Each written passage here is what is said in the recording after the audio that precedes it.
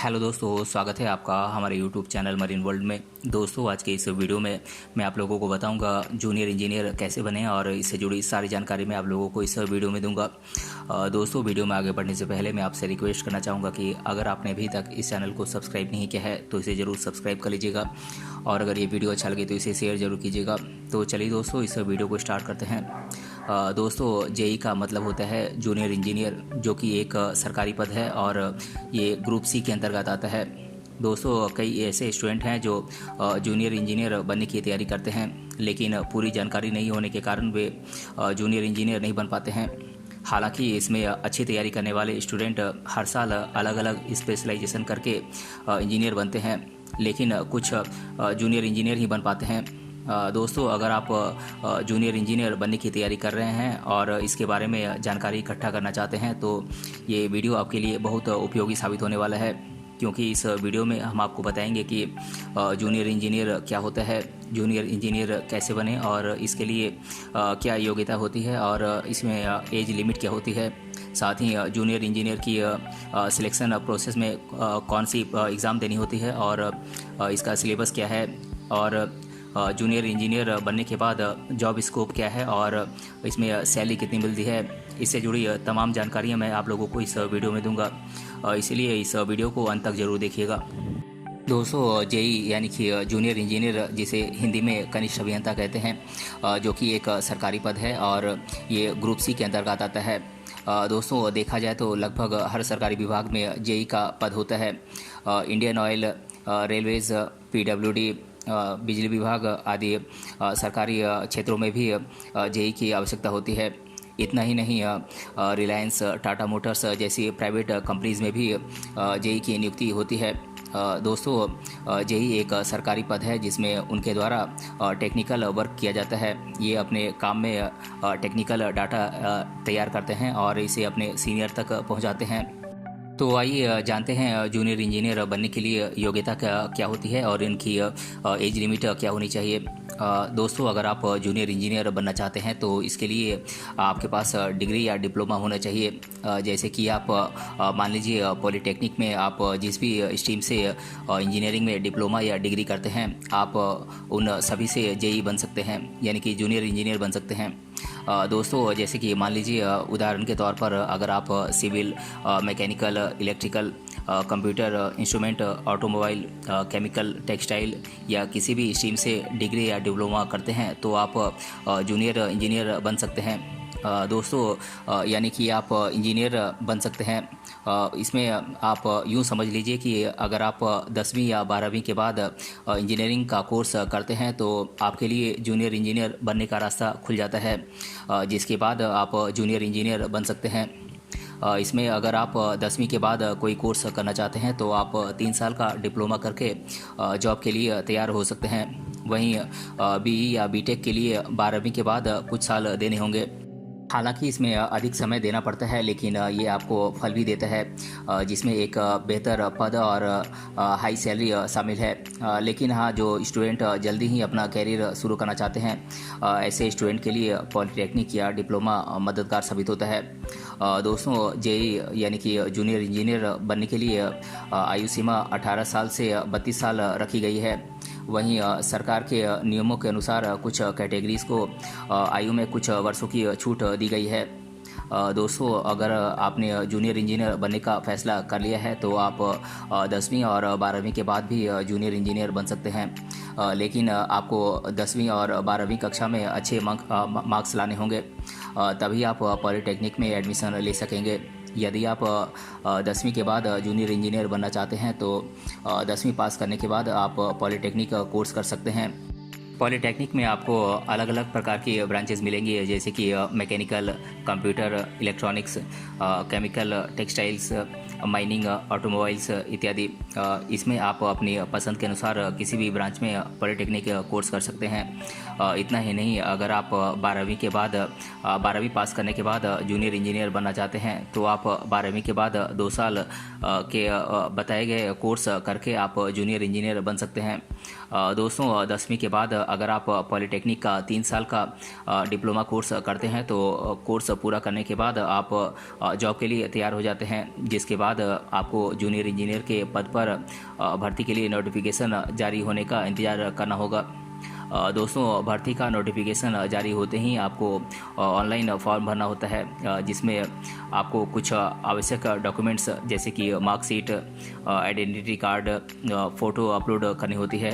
उसके बाद परीक्षा देकर आपको ट्रेनिंग पूरा करना होता है। ट्रेनिंग पूरा करने के बाद आपको जूनियर इंजीनियर के लिए चुना जाता है।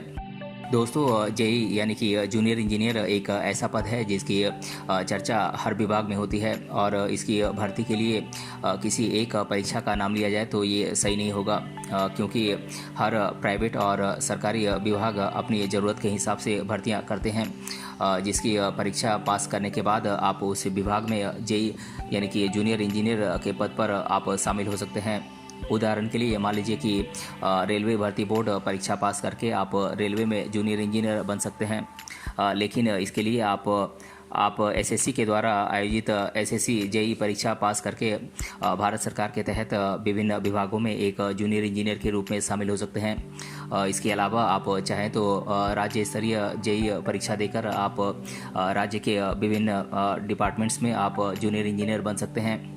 लेकिन आपकी जानकारी के लिए बता दें कि इन परीक्षाओं के अलावा भी ऐसे कई डिपार्टमेंट्स हैं जो अपने स्तर पर अपनी जेई की भर्तियां कराते हैं, जिनमें आप क्वालिफाई करते हैं तो आप जूनियर इंजीनियर का पद प्राप्त कर सकते हैं।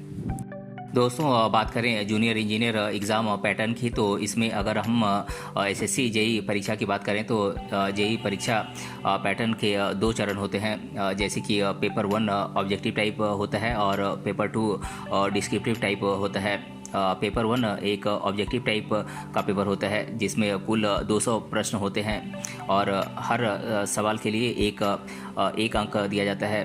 और अगर आप पेपर 1 सफलतापूर्वक आप क्वालिफाई करते हैं तो आप पेपर 2 देने के लिए आप शामिल हो सकते हैं। इसमें आपको अपने सब्जेक्ट के अलावा जनरल अवेयरनेस, रीजनिंग जैसे सब्जेक्ट्स की भी आपको तैयारी करनी होती है, और ये दोनों पेपर आपके 2-2 घंटे के होते हैं। और दूसरा पेपर आपका डिस्क्रिप्टिव टाइप का होता है जो 300 अंकों का होता है। इसमें आपकी इंजीनियरिंग स्ट्रीम से संबंधित प्रश्न होते हैं। आपके पास पेपर किसी एक भाषा, इंग्लिश या हिंदी में देने का ऑप्शन आपके पास होता है, तो आपको केवल एक भाषा चुननी होती है। दोस्तों, बात करें जूनियर इंजीनियर एग्ज़ाम के सिलेबस की, तो इसके अंतर्गत आते हैं general awareness, reasoning, general civil engineering, general mechanical engineering और जनरल इलेक्ट्रिकल इंजीनियरिंग। दोस्तों, अगर जूनियर इंजीनियर के प्रमोशन की बात करें तो 10 से 12 साल काम करने के बाद एक जेई को यानी कि जूनियर इंजीनियर को सीनियर सेक्शन इंजीनियर का पद दिया जाता है, और कुछ समय बाद वे सीनियर एग्जीक्यूटिव इंजीनियर के पद पर प्रमोट हो जाते हैं। लेकिन यदि आप डिपार्टमेंटल लेवल की परीक्षाओं को पास कर लेते हैं तो आप 4 से 5 साल में ही अपनी पहली प्रमोशन आप पा सकते हैं। दोस्तों, जेई का पद यानी कि जूनियर इंजीनियर का पद एक बड़ी जिम्मेदारी वाला पद होता है। यदि आप पीडब्ल्यूडी में जूनियर इंजीनियर हैं तो आपको पानी की पाइपलाइन बिछाने और भवनों के रखरखाव की प्रोजेक्ट से संबंधित आपको काम मिलता है। लेकिन अगर आप रेलवे में जूनियर इंजीनियर हैं तो आपको रेलवे लाइन की देखरेख और ट्रेनों के संचालन की देखरेख जैसे काम करने होंगे।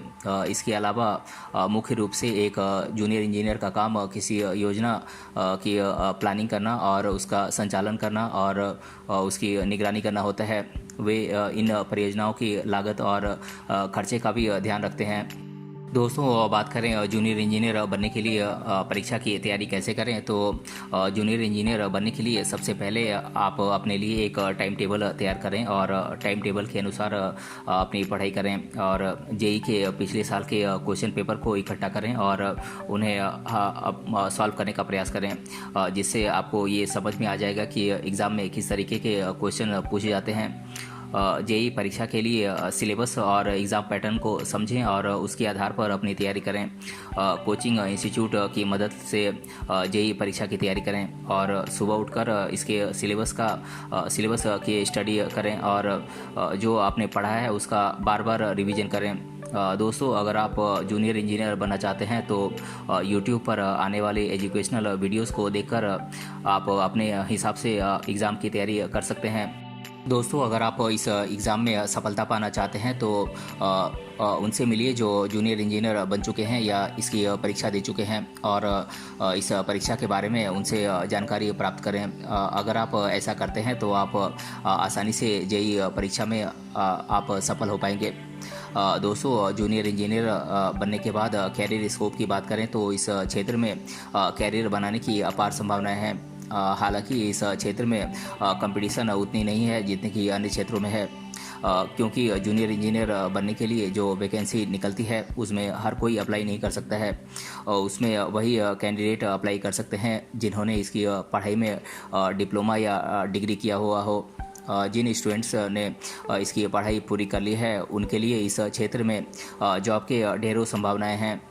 दोस्तों आप जूनियर इंजीनियर बनके आप बिजली विभाग में जा सकते हैं या रेलवे विभाग में जा सकते हैं या फिर आप भवन निर्माण विभाग में जा सकते हैं या फिर आप जल संसाधन यानी कि वाटर रिसोर्स डिपार्टमेंट में जा सकते हैं। आप ग्रामीण विभाग में जा सकते हैं, आप पथ निर्माण विभाग में जा सकते हैं, आप नगर विकास यानी कि अर्बन डेवलपमेंट डिपार्टमेंट में आप जा सकते हैं और आप पब्लिक हेल्थ डिपार्टमेंट में भी जा सकते हैं। दोस्तों जूनियर इंजीनियर की सैलरी की बात करें तो जूनियर इंजीनियर की सैलरी 35,000 से 45,000 के बीच होती है। इसके साथ ही इन्हें TA, DA, house rent, medical, special allowances जैसे अट्रैक्टिव बेनिफिट्स भी दिए जाते हैं। दोस्तों अब मैं आप लोगों के साथ स्टूडेंट्स के द्वारा जूनियर इंजीनियर बनने से रिलेटेड पूछे जाने वाले प्रश्नों को मैं आप लोगों के साथ डिस्कस कर देता हूं। पहला प्रश्न है जेईई का फुल फॉर्म क्या होता है। तो दोस्तों मैं आप लोगों को बता दूं कि जेईई का फुल फॉर्म जूनियर इंजीनियर होता है। और दूसरा प्रश्न है जूनियर इंजीनियर को हिंदी में क्या कहते हैं। दोस्तों मैं आप लोगों को बता दूं कि जूनियर इंजीनियर को हिंदी में कनिष्ठ अभियंता कहते हैं। तीसरा प्रश्न है जेईई यानी कि जूनियर इंजीनियर का पद कौन से ग्रुप में आता है। दोस्तों मैं आप लोगों को बता दूं कि ग्रुप सी में जूनियर इंजीनियर का पोस्ट आता है। और चौथा प्रश्न है इलेक्ट्रिकल डिपार्टमेंट में जूनियर इंजीनियर बनने के लिए मिनिमम क्वालिफिकेशन क्या है। दोस्तों इलेक्ट्रिकल डिपार्टमेंट में जूनियर इंजीनियर बनने के लिए कम से कम आपके पास इलेक्ट्रिकल और इलेक्ट्रॉनिक्स में पॉलीटेक्निक डिप्लोमा कोर्स का होना बेहद ज़रूरी है। और पांचवा प्रश्न है जूनियर इंजीनियर का प्रमोशन कब होता है।